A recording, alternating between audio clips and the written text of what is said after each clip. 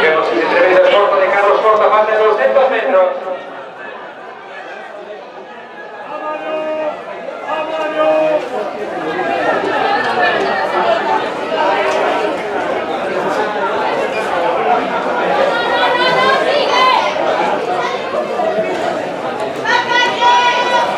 De últimos metros vamos a recibir un poco más fuerte aplauso a Carlos Porto. Nuestro vencedor de esta festa del Campo Galego de 500 metros.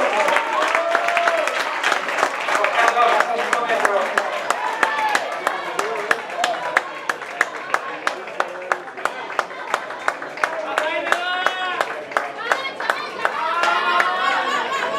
Llegamos a la meta, 25 metros.